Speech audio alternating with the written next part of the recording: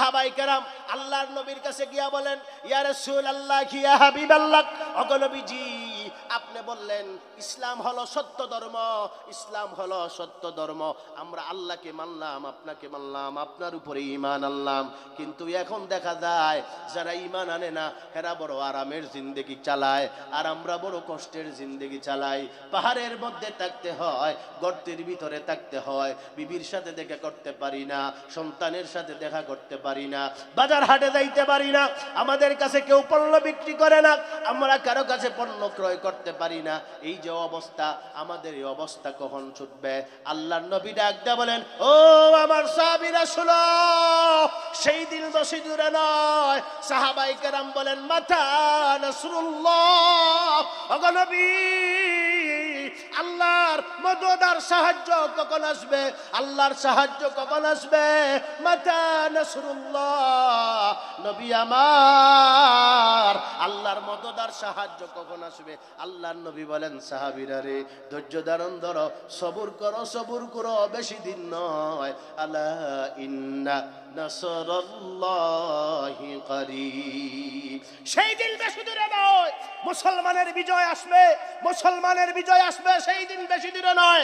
আমরাও এখনো বিশ্বাস করি মাতা নাসরুল্লাহ, আলা ইন্না নাসরুল্লাহি করিব, সেই দিন বেশি দূরে নয়। বাংলাদেশ সহ পৃথিবীর মধ্যে কালিমার পতাকা পথ পথ করে উঠবে, কেউ সেই কালিমার পতাকাকে বাধাগ্রস্ত করে আটকায় রাখতে পারবে না।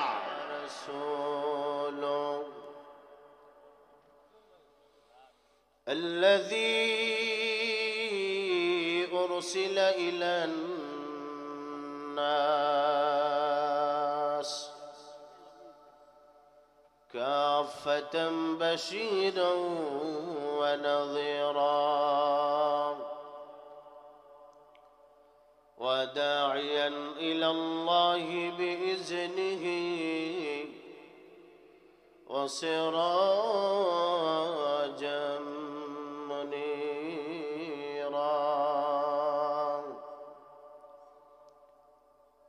أما بعد فأعوذ بالله من الشيطان الرجيم.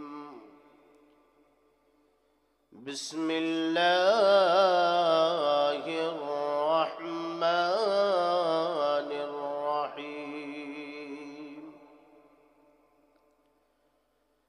قل اللهم مالك الملك تؤتي الملك من تشاء،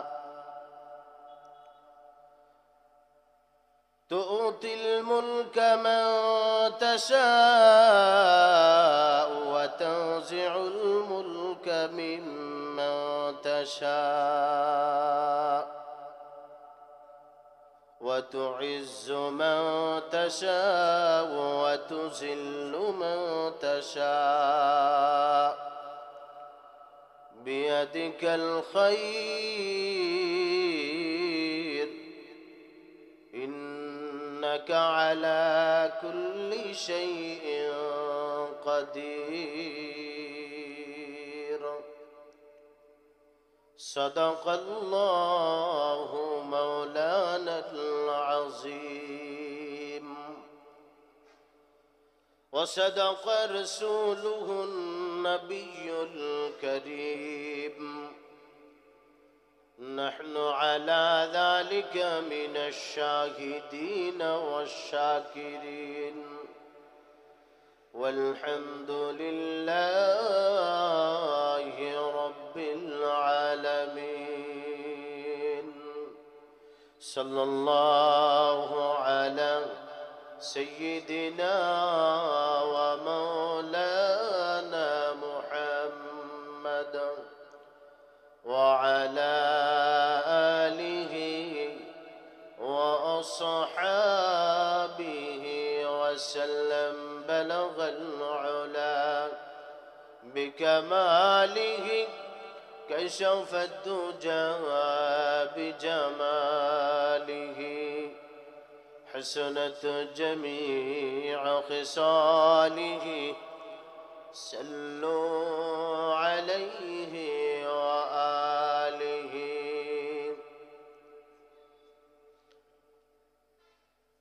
মুআজ্জাজ মুকাররম হযরত উলামায়ে কেরাম, সম্মানিত মুরব্বিন আযম, যুবক ভাইরা, পর্দালালে অবস্থানরত সম্মানিত মা ও বোনেরা, মহান আল্লাহ তাআলার দরবারে অসংখ্য অগণিত শুকর আদায় করছি যে রব্বুল আলামিন আপনাকে আমাকে ভালোবেসে দয়া করে জান্নাতি পরিবেশে উলামায়ে কেরামের সুহবতে আল্লাহওয়ালাদের মজলিসে আপনাকে আমাকে আসার বসার দিনই কিছু আলোচনা শোনার তৌফিক দান করেছেন। সেজন্য আল্লাহ পাকের দরবারে দিল থেকে শুকর আদায় করছি, আলহামদুলিল্লাহ। আরো শুকর আদায় করছি মাদবুল আলামিন ইসলামী যুব পরিষদের আজকের এই দ্বিতীয় বার্ষিক ওয়াজ মাহফিলের, ওয়াজ ও দোয়া মাহফিলের সম্মানিত সভাপতি সাহেবান এবং যারা অক্লান্ত পরিশ্রম করে আজকের এই সুন্দর ইন্তেজাম আয়োজন করেছেন। আল্লাহ তাআলা যেন এই ওয়াজ মাহফিলকে উসিলা করে যারা আজকের ওয়াজ পরিচালনা কমিটি, উপদেষ্টা, এলাকার জিন্দা মুর্দা সবকে যেন আল্লাহ মাফ করে দেন। সবাই বলুন আমিন। সম্মানিত উপস্থিতি, আমরা এমন একটি পরিবেশ, এমন একটি অবস্থার মধ্যে বসবাস করতেছি, যেই পরিবেশ এবং অবস্থা মুসলমানের ঈমান এবং আমল নিয়ে স্বাধীনভাবে চলাফেরা করাটা বড় কঠিন। চতুর্মুখী হামলার শিকার আমরা যারা মুসলমান, আমাদের ভিতরে যাদের ঈমান আছে, আল্লাহ রাব্বুল আলামিন বলেন দুনিয়ার মানুষ যতই ষড়যন্ত্র করুক, দুনিয়ার মানুষ তোমাদের পিছনে যতই লাগুক, তোমরা যদি ঈমানের উপর ইস্তেকামত থাকো, তোমরা যদি ঈমানের উপর অটল এবং অবিচল থাকো, আমি আল্লাহর ঘোষণা হলো আমার তৈরি জান্নাত তোমাদের জন্য পুরস্কার হিসাবে রাখছি। সুবহানাল্লাহ বলেন। আমরা যদি ঈমানের উপর ইস্তেকামত থাকি, আমরা যদি এই একটা কথার উপরে যদি আমরা অটল থাকি, লা ইলাহা ইল্লাল্লাহ মুহাম্মাদুর রাসূলুল্লাহ, এই কথার উপরে যদি আমরা অটল থাকি, অবিচল থাকি, আল্লাহ বলেন তাদের জন্য আমার তৈরি জান্নাত পুরস্কার। কাদের জন্য জান্নাত? যারা ঈমানের উপর, যারা ইসলামের উপর, যারা কোরআনের উপর, যারা আল্লাহকে বিশ্বাস করে, যারা নবীকে নবী হিসাবে গ্রহণ করে, ঈমানের দাবিদার যারা। আল্লাহ বলেন তুমি যদি ঈমানের দাবিদার হও আর তোমার ঈমানটা যদি সঠিক হয়, আমি আল্লাহর পক্ষ থেকে সুসংবাদ গ্রহণ করো, আমার তৈরি জান্নাত তোমার জন্য ওয়াজিব হয়ে গেছে। আল্লাহ কোরআনের মধ্যে বলেন, ইন্নাল্লাযীনা ক্বালু রাব্বুনাল্লাহু সুম্মা ইসতাকামু তাতানাজ্জালু আলাইহিমুল মালায়েকা আল্লা তাখাফু ওয়া লা তাহজানু ওয়া আবশিরু বিল জান্নাহ। আল্লাহ বলেন ওয়া আবশিরু, তোমরা সুসংবাদ গ্রহণ করো ওই জান্নাতের, ওয়া আবশিরু বিল জান্নাতিল্লাতী কুনতুম তুআদুন, যে জান্নাতের ওয়াদা আল্লাহ তাআলা আপনারা আমার সামনে করেছেন। সুবহানাল্লাহ। আল্লাহ কি আমাদেরকে জান্নাতের ওয়াদা করেন নাই? আল্লাহ জান্নাতের ওয়াদা করছেন, তোমরা যদি নেক আমল করো, ঈমানের উপর অটল থাকো, অবিচল থাকো, আমি আল্লাহর ঘোষণা হলো আমি যে ওয়াদা করেছি জান্নাত, আমার তৈরি জান্নাত তোমাদের জন্য রিজার্ভ আছে। আমি আল্লাহ আমার তৈরি জান্নাতের মেহমান তোমাদেরকে বানাবো। সুবহানাল্লাহ। এখন একটা প্রশ্ন জাগতে পারে, আল্লাহ বলেন জান্নাতের মেহমান বানাবেন, অথচ আমরা যেটা দেখি মেহমান যদি হয় তাহলে তার কর্তৃত্ব, তার নেতৃত্ব, স্থায়িত্ব থাকে না। মালিক যিনি হয় উনার দাবিদার হক বেশি থাকে। মেহমান যিনি হয় উনার মালিকানা বেশিক্ষণ থাকে না, কিন্তু মেহমান যিনি হয় উনার মালিকানা বেশিক্ষণ থাকে না। মালিক যিনি হয় উনার মালিকানা বেশিক্ষণ থাকে।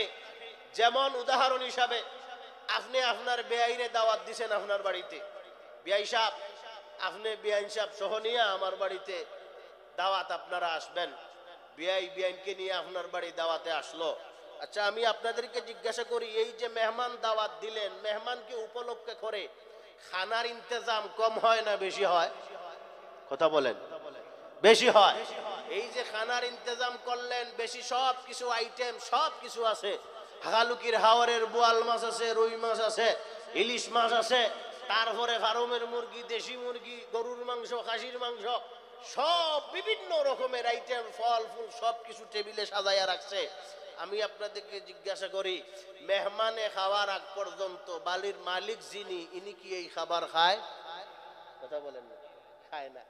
তাইলে বোঝা গেল যত কিছু আপনি এই ইন্তজাম করছেন সব কিছু মেহমানের জন্য। বোয়াল মাছের বড় বড় ফেটি, এটা মেহমানের জন্য। খাসির মাংস, এটা মেহমানের জন্য। গরুর মাংস, এটা মেহমানের জন্য।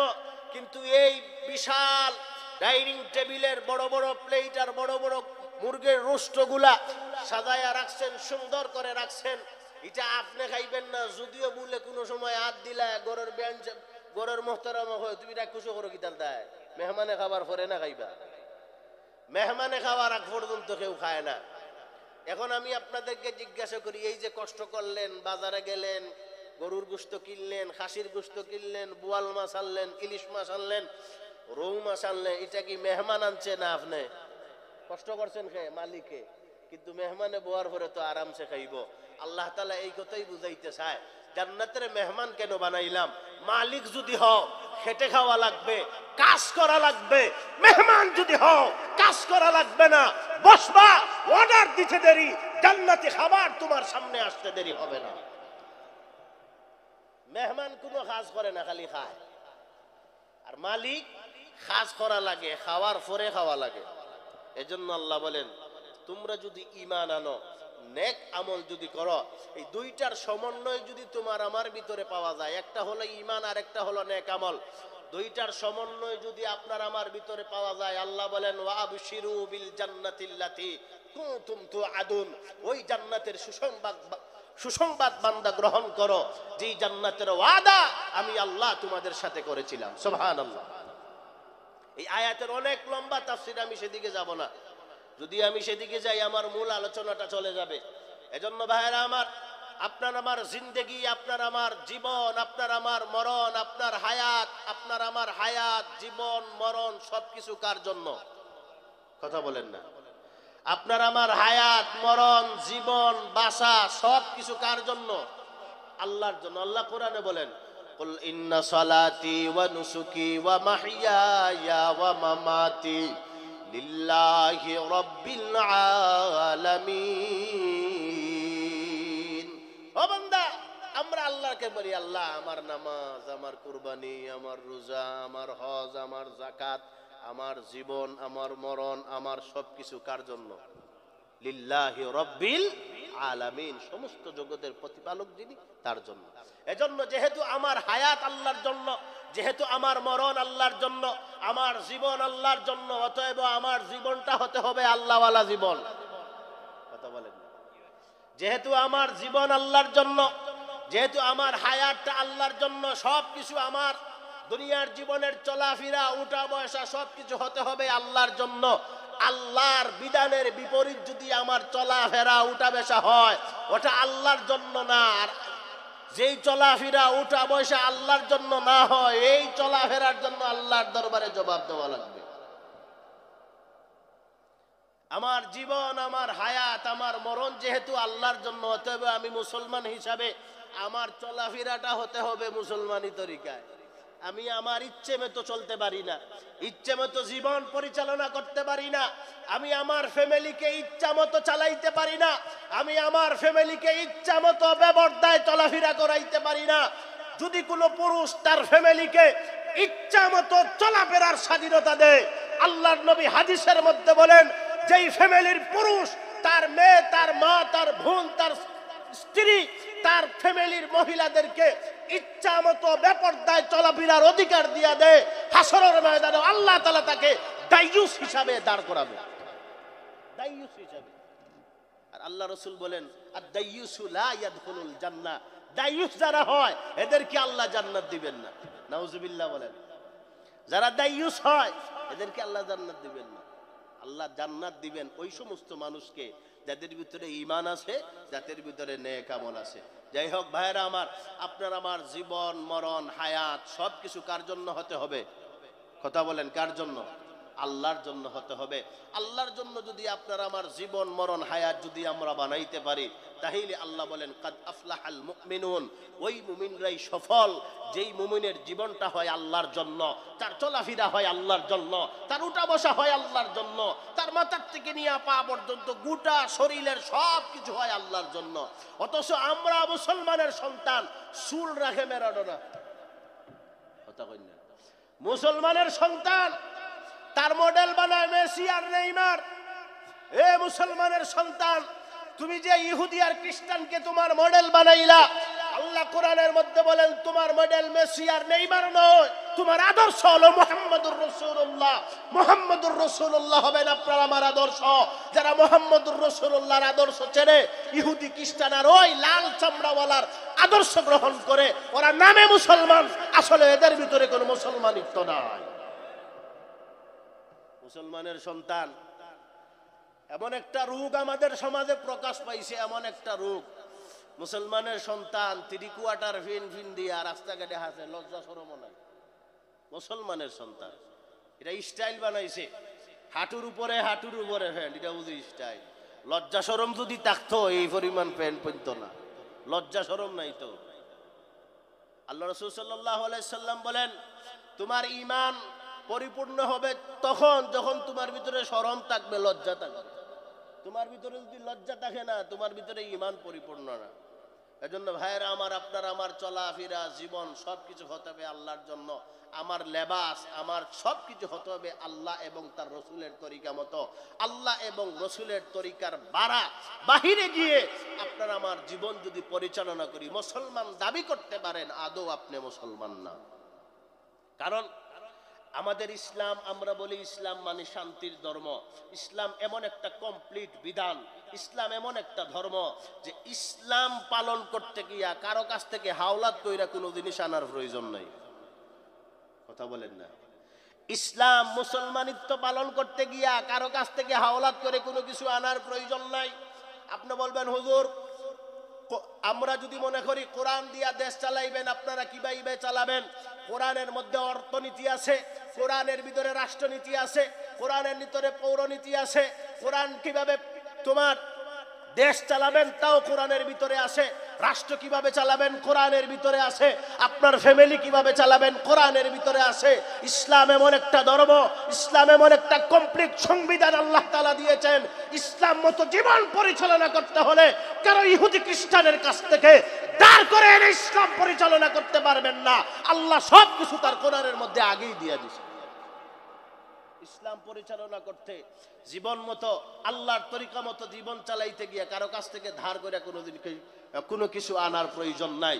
সব কিছু 14.5 বছর আগে আল্লাহ তাআলা মুহাম্মদুর রাসূলুল্লাহ সাল্লাল্লাহু আলাইহি ওয়াসাল্লামের কাছে আল্লাহ 30 পারা কোরআন নাজিল করে সব কিছু আল্লাহ তাআলা দিয়া দিয়েছেন। আর বলছেন ওগো পয়গম্বর, এই কোরআন আমি দিয়া দিলাম, নেন কোরআন। কোরআন দিয়ে যদি মানুষ রাষ্ট্র পরিচালনা করতে চায়, কোরআন দিয়ে রাষ্ট্র চলবে। কোরআন দিয়ে যদি পৃথিবী পরিচালনা করতে চায়, পৃথিবী পরিচালনা করবে। নিজের ব্যক্তি জীবন পরিচালনা করতে চান, ব্যক্তি জীবন পরিচালনা করতে পারবেন।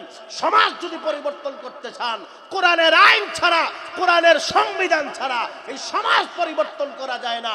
লেনিন আর কার্ল মার্ক্সের আদর্শ দিয়া কোন দেশ আর সমাজ পরিবর্তন করা যায় না। আমরা তো প্রায় অনেক সরকারের পতনও দেখলাম, অনেক সরকারের উৎপাদনও দেখলাম, সবকিছু দেখছি, কিন্তু এখনো বাংলাদেশে চুরি বন্ধ হয় নাই, এখনো বাংলাদেশে রোডের বদলা বাস দেওয়া বন্ধ হয় নাই। কারণ কি? কারণ হলো ওই যে লেনিন আর কার্ল মার্ক্সে আওলাদ করা জিনিস দিয়া দেশ চলে না। আল্লাহর কোরআন দিয়ে যদি দেশ চালান, আল্লাহর কোরআনের মধ্যে আছে যারা চুরি করবো তারা রাত কাটা, কোরআনের আইন যারা চুরি করবে হাত কাটা। এখন মনে করেন নেতারে আপনি নিছেন ভাষণ দেওয়ার জন্য, কিন্তু এর আগে নেতা রোডের বদলা বাস দিতে গিয়ে হাত কাটা হয়েছে কোরআনের আইন অনুযায়ী। এখন মনে করেন নেতারে আপনি কুলাউড়া থেকে রিসিভ করে আনার জন্য গেছেন, এখন সব নেতা কর্মীরা রাস্তার দুই ধারে লাইন ধরে দাঁড়াইছে ফুলের মালা নিয়া। নেতা দাঁড়াইয়া তো হাত লাড়া দিত, নেতা তো আর এখন হাত বাড়ি করে না, নেতা তো আর হাত বাড়ি করে, বার করবো কি? হাত থাকলে না বাইর করতো। নেতার তো আর হাত নাই। কারণ কি? যখন মানুষ কয় নেতা একটু হাত নাড়া দেন, জনগণকে একটু টাটা দেন, জনগণকে একটু শুভেচ্ছা বিনিময় করেন, নেতা তো আর হাত বাইর করে না। ফিডা ফিডি সিউডে যখন নেতা আটবার করছে মানুষে দেখে নেতার হাত নাই কবজি পর্যন্ত কাটা মানুষে কয় ও এটা নেতা না রে, এটা তো রডের বলা যে বাঘ মিছিল এই সুরা। এজন্য আপনার আমার জীবন সবকিছু পরিচালনা করতে হলে কারো কাছ থেকে হাওলাত করে এনে আপনার আমার জীবন পরিচালনা করা রাখবে না। আল্লাহ তাআলা 30 পারা কোরআনের মধ্যে কমপ্লিট মানুষের জীবন পরিচালনা করার জন্য যে বিধান আল্লাহ তাআলা সবকিছু দিয়ে দিয়েছে। ভাইরা আমার, আসুন আমি আপনাদের সম্মুখে কোরআনুল কারীমের একখানা আয়াতে কালিমা তিলাওয়াত করেছি। আয়াতে কালিমাকে সামনে রেখে আমার সময়ের ভিতরে অতি সংক্ষিপ্ত আকারে কয়েকটি গুরুত্বপূর্ণ কথা বলবো। আল্লাহ তাআলা যেন আমার জবান থেকে কোরআন এবং হাদিসের সহি কথাগুলো বলার আপনাদেরকে আমলের নিয়তে শোনার তৌফিক দান করেন। সকলে বলুন আমিন। ভাইরা আমার, আমার আওয়াজ শুনে আপনারা বুঝতেছেন আমি শারীরিকভাবে অসুস্থ। 2 দিন থেকে জ্বর আসার সম্ভাবনা আছিল 0% জোরের আগ পর্যন্ত, কিন্তু এমন বাটে ফোন যাওয়া শুরু করছে আর কি, যদি মরতাম এরপরে হওয়া লাগলো না, এলা অবস্থা আর কি। এরপরেও এই অসুস্থ শরীর নিয়ে আসছি। যতক্ষণ আল্লাহ তাআলা তৌফিক দান করেন চেষ্টা করব কোরআন এবং হাদিসকে সামনে নিয়ে কিছু আলোচনা করা। আল্লাহ যেন আমাকে কোরআন হাদিসের সহি কথাগুলো আপনাদের সম্মুখে উপস্থাপন করার তৌফিক দান করেন। সকলে বলুন আমিন। ভাইরা আমার, আল্লাহ রাসূল সাল্লাল্লাহু আলাইহি সাল্লামের বয়স তখন 40 বছর একদিন অতিবাহিত হয়। কয়দিন? আমার দিকে তাকান, আমার দিকে তাকান, এই মোবাইল আর ক্যামেরার দিকে না তাকাইয়া আমার দিকে তাকান। আল্লাহ রাসূল সাল্লাল্লাহু আলাইহি সাল্লামের বয়স যখন 40 বছর একদিন অতিবাহিত হয়। কয়দিন? 40 বছর একদিন। আল্লাহ তাআলা তখন ডাক দিয়া বলেন, হাবিব আমার, এতদিন আপনি নবী ছিলেন, প্রকাশিত নবী না, লুকায়িত নবী। আমি জানতাম আর আপনি জানতেন আর কেউ না। আমি আল্লাহ আপনাকে নবুয়তের জিম্মাদারি দিয়া দিলাম। নবী গো, ফাআনজির আশিরাতাকাল আকরাবিন, আপনার নিকটাত্মীয় যারা, আপনার একেবারে খাসের লোক যারা, এদেরকে আপনি কালিমার দাওয়াত দেন। আল্লাহ রাসূল সাল্লাল্লাহু আলাইহি সাল্লাম যখন নিজের নিকটাত্মীয় যারা, এদেরকে কালিমার দাওয়াত দেওয়ার জন্য রসুল যখন বের হইলেন, এখন দেখা যায় যেই লোকগুলো আগে রসুলকে মহব্বত করতো, যেই লোকগুলো রসুলকে আল আমিন উপাধি দিছে, আপনাদের সংস্থার নামও আল আমিন। আল আমিন মানে সত্যবাদী। এই উপাধি পৃথিবীর জমিনে সর্বপ্রথম মক্কার মানুষেরা, মক্কার ইহুদি, মক্কার খ্রিস্টান, বৌদ্ধ, নাসারা, ইসলাম বিদ্বেষীরা আল্লাহর নবীকে এই উপাধিটা সর্বপ্রথম দিয়েছিল। সুবহানাল্লাহ বলে না, সুবহানাল্লাহ বাড়িতে গিয়া হইবার, তাহক একবারে জমাইয়া বা দেহন গিয়া বইয়া সুবহানাল্লাহ হইবা। আমারও তো আওয়াজ নাই, আপনার তোর নাই, বুঝছি আইস কোন আলোচনা হইবা আল্লাহ জানে। বলেন তো সর্বপ্রথম আল আমিন উপাধি মক্কার মানুষেরা কাকে দিছিল? আল্লাহর নবী সাল্লাল্লাহু আলাইহি সাল্লামকে আল আমিন দিয়েছিল। কেন আল আমিন দিছে? আমরা দেখবেন যার নাম আল আমিন আমরা সমাজে হে মিশা কথা বেশি কয়। যার নাম আল আমিন হে মিশা কথা বেশি হয়। অথচ মক্কার মানুষেরা রসুলের সত্যায়িত আদর্শ দেখে, নীতি নৈতিকতা দেখে আবু জেহেল, উতবা, সাইবা, ওয়ালিদ ইবনে মুগিরা এরা সবাই রসুলকে আল আমিন উপাধি দিছিল। আল আমিন। যেই লোকগুলো রসুলকে এত মহব্বত করত, এত ভালোবাসত, মক্কার বড় বড় বিবাহের অনুষ্ঠান, মক্কার বড় বড় প্রোগ্রাম, সব প্রোগ্রামে ভিআইপি লোকদেরকে দাওয়াত দিত, আল্লাহর নবীকেও তারা দাওয়াত দিত। কারণ কি? তারা মনে করত আমাদের সমাজে যদি কোনো ভিআইপি লোক থাকে একমাত্র মুহাম্মদুর রাসূলুল্লাহ, যেই নবী তার জিন্দেগিতে কোনোদিন মিথ্যা কথা বলেন না। আর আমরা মিশা কথা ছাড়া ফ্যাটের ভাতও জমায় না। আমাদের সমাজ হচ্ছে এমন এক সমাজ, মিশা কথা ছাড়া ফ্যাটের ভাতও জমায় না। অথচ আল্লাহর নবী জীবনে কোনোদিন মিথ্যা কথা বলেন নাই, সবাই রসুলকে মানত। আল্লাহর নবী যখন কালিমার দাওয়াত শুরু করলেন, আল্লাহ প্রদত্ত একত্ববাদের আলোচনা যখন রসুল শুরু করলেন, তখন দেখা যায় যে লোকগুলো রসুলকে বেশি মহব্বত করত, ওই লোকগুলো রসুলকে কষ্ট দেওয়া বেশি শুরু করছে। সবাই রসুলকে কষ্ট দেয়। প্রাথমিক অবস্থায় মুসলমানের সংখ্যা যখন 80 থেকে 83 পর্যন্ত যায় মুসলমানের সংখ্যা, আল্লাহ রাসূল সাল্লাল্লাহু আলাইহি সাল্লাম গোপনে দাওয়াত দিতে দিতে মুসলমানের সংখ্যা যখন 80 থেকে 83, তখন আল্লাহ রাব্বুল আলামিন ডাক দিয়ে বলেন, হাবিব আমার, এখন আপনি একটু কালিমার দাওয়াত দেন। মক্কার আবু জেহেল, উতবা, সাইবা, ওয়ালিদ ইবনে মুগিরা আস্তে আস্তে বুঝতে লাগলো যে মুহাম্মদের যে অবস্থা, মুহাম্মদের যে কারবার, এইভাবে যদি তার দাওয়াতি কাজের মধ্যে যদি আমরা বাধা না দেই, তার যদি দাওয়াতি মিশন যদি আমরা বন্ধ না করি, একদিন আমাদের সমাজ থেকে আমাদের নেতৃত্ব চলে যাবে, আমাদের লিডারই চলে যাবে। অতএব কি করা যায়? দারুন নদওয়া ছিল তাদের সংসদ ভবন।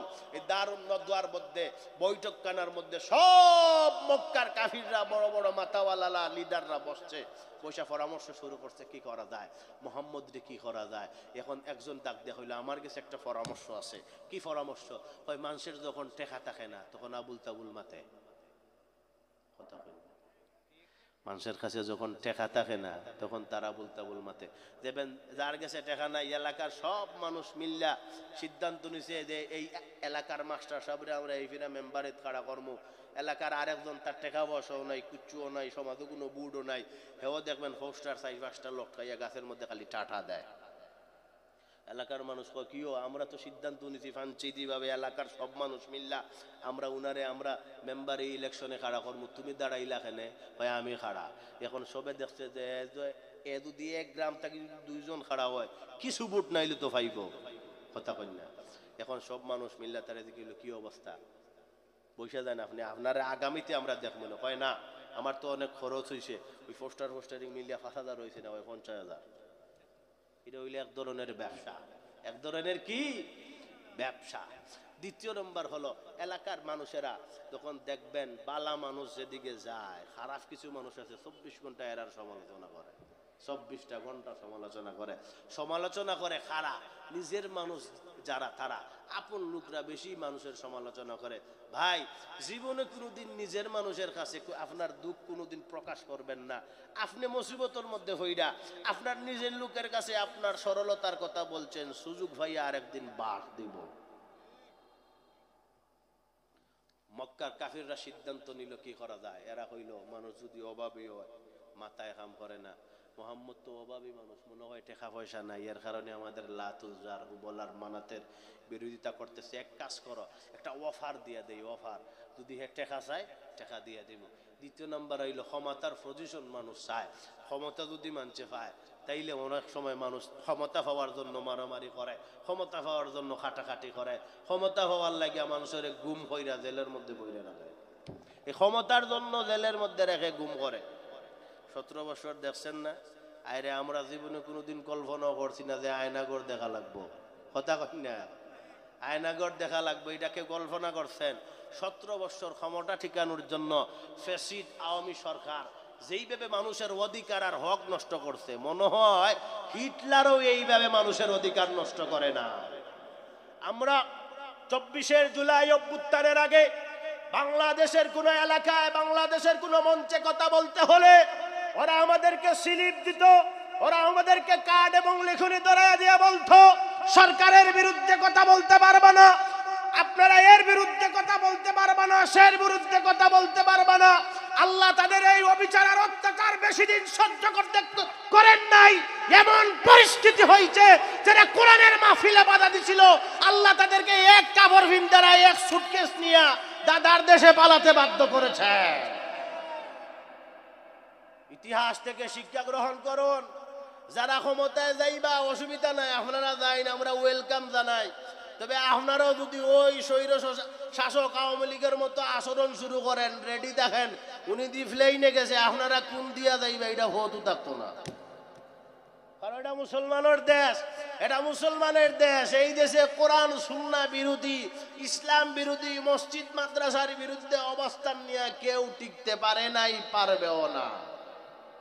মক্কার কাফেররা কইল ক্ষমতা হইলে মানুষ খুশি হয়, ক্ষমতা হইলে মানুষ একটু ফাগলামি ছাড়ে, এর একটা অফার দিয়া দেয় ক্ষমতা চায় কিনা।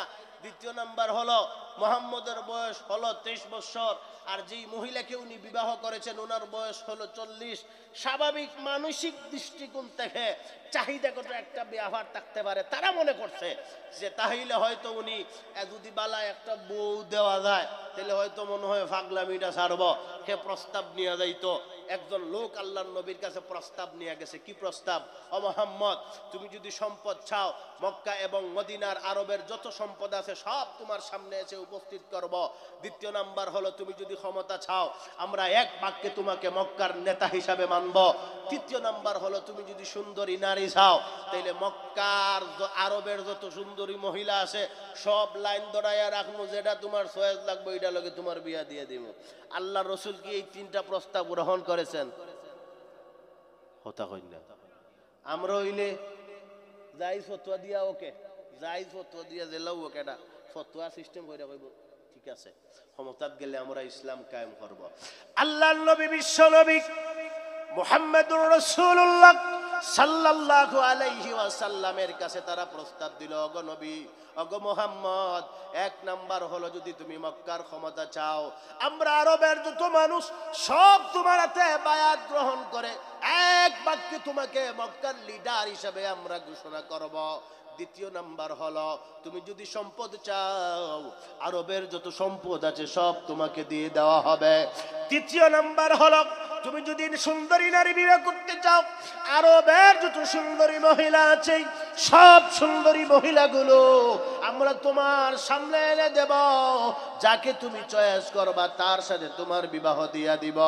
আল্লাহর নবী বলেন, ওরে আরবের মানুষ শুনো, যেটা তোমাদের পক্ষে সহজ ছিল এটা তোমরা আমাকে অফার করছো, যেই জিনিসটা তোমাদের পক্ষে অসম্ভব, ওই আকাশের চন্দ্র আর সূর্য যদি আমার এক হাতে যদি চন্দ্র এনে দাও, অপর হাতে যদি সূর্য এনে দাও, ওই আল্লাহর নামের কসমকে বলি আমি মুহাম্মদ একটা সেকেন্ডের জন্য কালিমার দাওয়াত বন্ধ করব না। আল্লাহ রাসূলকে তারা অফার দিছে, দেখলো অফারে ওখা দেয় নাই, এখন নির্যাতন শুরু করছে, নির্যাতন। আল্লাহর নবী বিশ্ব নবী মুহাম্মদুর রাসূলুল্লাহ সাল্লাল্লাহু আলাইহি ওয়াসাল্লাম খানায়ে কাবার সামনে দাঁড়াইয়া নবী আমার নামাজ পড়া শুরু করছেন। আল্লাহু আকবার বলে নবী তাকবীরে তাহরিমা বানছেন। আবু জেহেল মক্কার লিডারেরা পিছন দিক থেকে যাইয়া আল্লাহর নবীর গলার মধ্যে মাফলার লাগাইয়া পিছন দিক দিয়ে রাসূলকে এত দূরে টান হয়ে গেছে, চেহারায় এমন অবস্থা টুকা দিলে রক্ত বের হবে। এই অবস্থায় হঠাৎ আম্মা জান ফাতিমাতুজ জোহরা রাদিয়াল্লাহু তাআলা আনহা ছোট্ট মেয়ে বাবার এই করুণ অবস্থা দেখে পিছন দিক থেকে আবু জেহেলের পায়ের মধ্যে জুড়ে এমন জুড়ে ধাক্কা দিছে, আবু জেহেল মাটিতে পড়ে গেছে, আল্লাহর নবীর গলার ফাঁসটা ছুটে গেছে। এই অবস্থায় এইভাবে আল্লাহর নবীকে তারা কষ্ট দেওয়া শুরু করলো। নির্যাতন আর নির্যাতন যখন রাসূলের উপরে নাযিল হয়ে গেল, একদিন নয়, দুই দিন নয়, এক মাস নয়, 2 মাস নয়, 1 বছর নয়, 2 বছর নয়, একাধারে 13টা বছর আল্লাহর নবী মক্কার জমিনে নিজের মাতৃভূমি, নিজের দেশ, বাবার দেশ, দাদার দেশ, নিজের জন্মস্থান, এই মক্কার জমিনে নবী 13টা বছর অন্যায়, অবিচার, অত্যাচার, জুলুম, নির্যাতন শুরু করলেন। শুধু নবীর উপরে জুলুম করে তা নয়, সাহাবায়ে কেরাম যারা কালিমা পড়ে মুসলমান হয় তাদের ফ্যামিলির মধ্যে তারা নির্যাতন চালায়, যারা কালিমা পড়ে মুসলমান হয় তাদের উপরে নির্যাতন চালায়।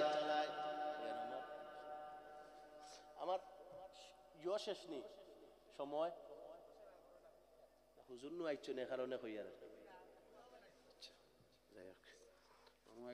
আমার অত্যন্ত প্রিয় ভাজন মামা হযরত মাওলানা আব্দুল হাফিজ সিদ্দিকী সাহেব, উনিও খুব সুন্দর আলোচনা করেন।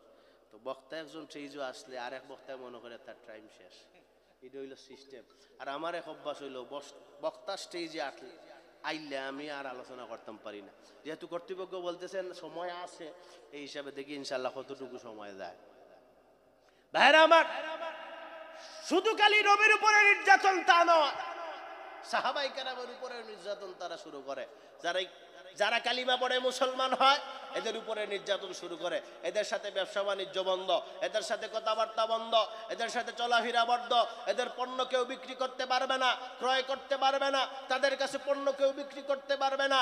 এই যে অবস্থা শুরু হয়েছে, সাহাবায়ে কেরাম আল্লাহর নবীর কাছে গিয়া বলেন, ইয়া রাসূলুল্লাহ, ইয়া হাবিবাল্লাহ, ওগো নবীজি, আপনি বললেন ইসলাম হলো সত্য ধর্ম, ইসলাম হলো সত্য ধর্ম, আমরা আল্লাহকে মানলাম, আপনাকে মানলাম, আপনার উপরে ঈমান আনলাম, কিন্তু এখন দেখা যায় যারা ঈমান আনে না এরা বড় আরামের জিন্দেগি চালায়, আর আমরা বড় কষ্টের জিন্দেগি চালাই।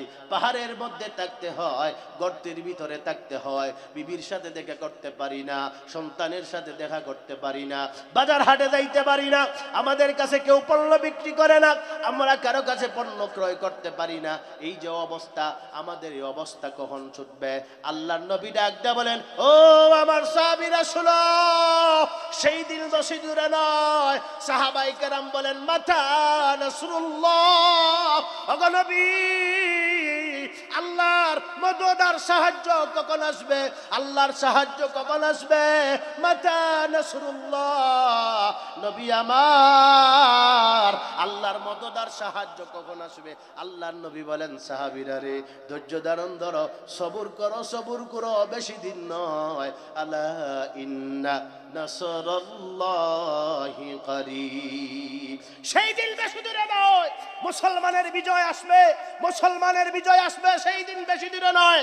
আমরাও এখনো বিশ্বাস করি, মাতা নাসরুল্লাহ, আলা ইন্না নাসরুল্লাহি করিব, সেই দিন বেশি দূরে নয়। বাংলাদেশ সহ পৃথিবীর মধ্যে কালিমার পতাকা পথ পথ করে উঠবে, কেউ সেই কালিমার পতাকাকে বাধাগ্রস্ত করে আটকায় রাখতে পারবে না। মুসলমান বিশ্বাস করে এটা। সাহাবায়ে কেরাম নবীর উপরে, সাহাবায়ে কেরামের উপরে নির্যাতনের স্টিম রোলার যখন চলল, একদিন দুই দিন নয়, 13টা বছর, 13টা বছর যখন রসুলের উপরে নির্যাতন চলল, রসুলও নির্যাতনকে সামনে রেখে কোরআনের দাওয়াত বন্ধ করেন নাই, ইসলামের দাওয়াত বন্ধ করেন নাই, একত্ববাদ, ওয়াহদানিয়তের দাওয়াত, তাওহীদের দাওয়াত রসুল বন্ধ করেন নাই। ওরা নির্যাতন যত চালায়, আপনার আমার নবীও দাওয়াতি কাজ তত চালায়। সুবহানাল্লাহ বলেন। 13 বছর, কয় বছর? 13 বছর। আর আমরা আসলাম 17 বছর জুলুমের শিকার। কথা কই না? কথা কই না? কয় বছর? 17 বছর। কথা বলার স্বাধীনতা ছিল না, হাঁটার স্বাধীনতা ছিল না, বাজার হাটে চার দোকানে মানুষ বুলেও গল্প করতো না, দুদিয়া দূরে নিয়ে আয়না করে ঢুকাইলে। আল্লাহর নবী 13 বছর যখন কোরআনের দাওয়াত দিতেছেন, তারা ষড়যন্ত্র করতেছে, তারা দেখলো এইভাবে মুসলমানদেরকে আর আটকায় রাখা যায় না, মুসলমানের সংখ্যা দিন দিন বাড়তেছে বাড়তেছে বাড়তেছে, কি করা যায়? তারা দারুন নদওয়ার তাদের সংসদ ভবনে আবার বৈঠক ডাকলো। আবু জেহেল, উতবা, সাহেবা, ওয়ালিদ ইবনে মুগিরা সহ মক্কার বড় বড় লিডার যারা ছিল, তারা আবার সেখানে বৈঠক ডেকে সিদ্ধান্ত নিল কি করা যায়।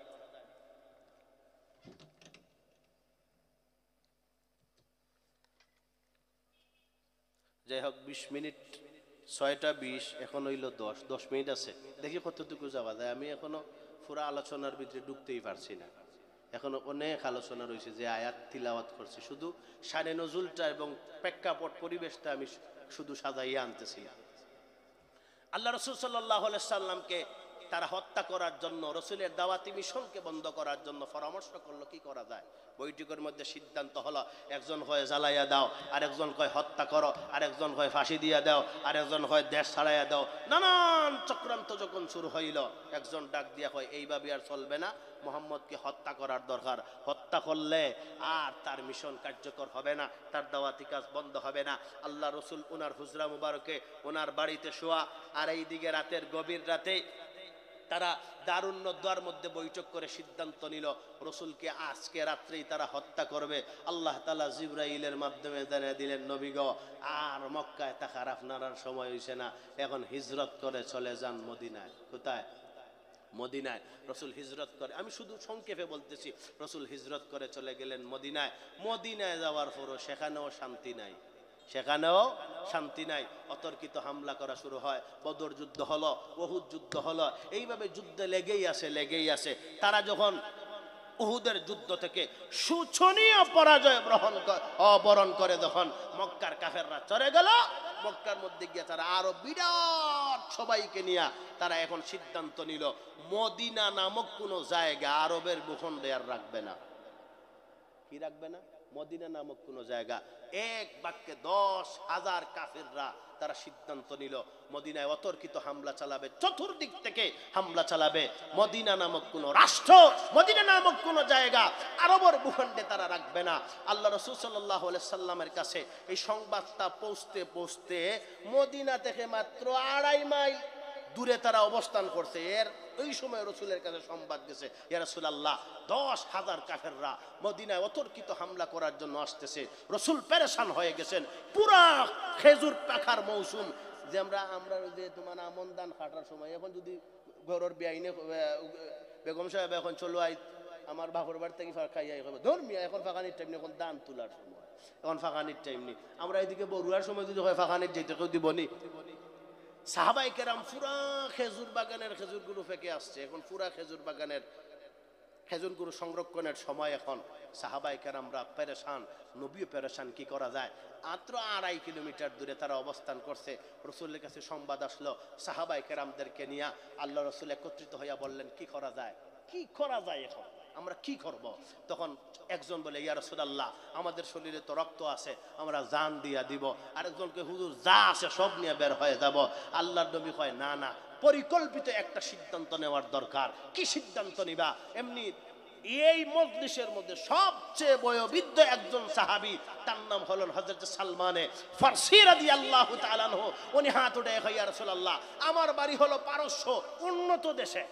তদানীন্তন সময়ের রোম আর পারস্য ছিল সবচেয়ে বড় সুপার পাওয়ার। বর্তমানে যে আমেরিকা আর রাশিয়া সবচেয়ে বড় সুপার পাওয়ার, তদানীন্তন সময়ে রোম আর পারস্য ছিল সবচেয়ে বড় সুপার পাওয়ার।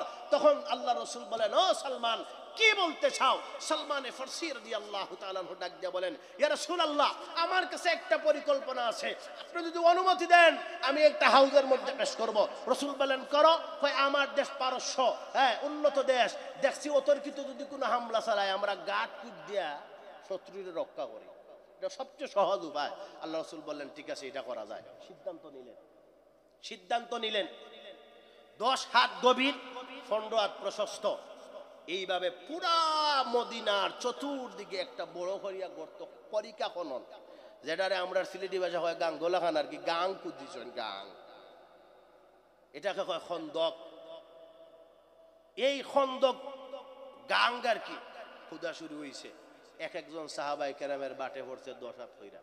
রসুল নিজেও এই 10 জন সাহাবীর মধ্যে রসুল নিজেও নাম লেখাইয়া নিজেও মাটি কাটার মধ্যে শুরু করছেন। একাধারে এই খন্দক যুদ্ধের সময়, মাটি কাটার সময় রসুলের একাধারে 5 4 কোনো কোনো বর্ণনায় 5 ওয়াক্ত নামাজ রসুলের কাজা হয়েছে। সাহাবাই কেরাম পেরেশান হয়ে গেছেন, কি করা যায়, কি করা যায়। এই পরিস্থিতির মধ্যে কি করব আমরা, কি করব?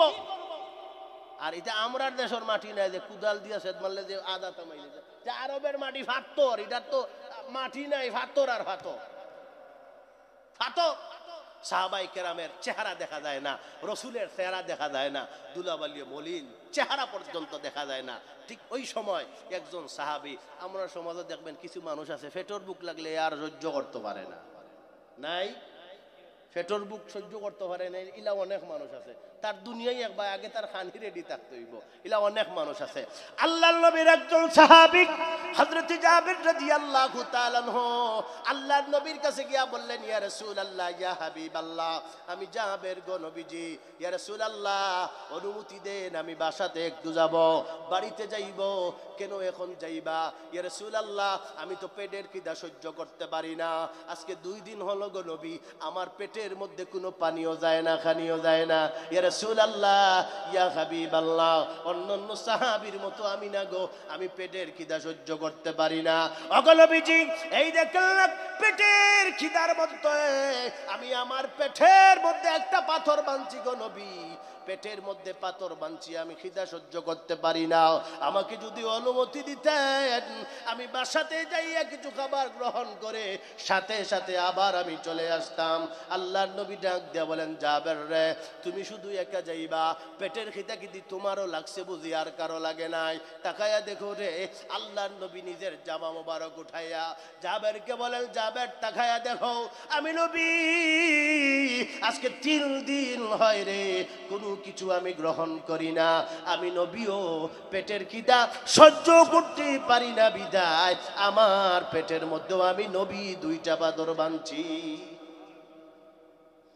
জাবের রাদিয়াল্লাহু তাআলা আনহুর পেটের মধ্যে একটা পাথর, আল্লাহর নবীর পেটের মধ্যে 2টা পাথর। 2টা পাথর বান্দার পর এমনি জাবের ডাক দে বলেন, ইয়া রাসূলুল্লাহ, ইয়া হাবিবাল্লাহ, আমার জন্য না গো নবীজি, আপনার জন্য হলেও আমাকে অনুমতি দেন, আমার পেটের খিদা না, আপনি রাহমাতুল লিল আলামিন, আপনি শফিউল মুজলিমিন, আপনি নবী উপাস থাকবেন আর আমরা বসে থাকবো, তা হয় না। নবী গো, অনুমতি যদি দেন আমি আমার বাসাতে যাইয়া দেখি সামান্য পরিমাণ খাবারের ব্যবস্থা করতে পারি কিনা। না, আল্লাহর নবী বললেন জাবের যাও।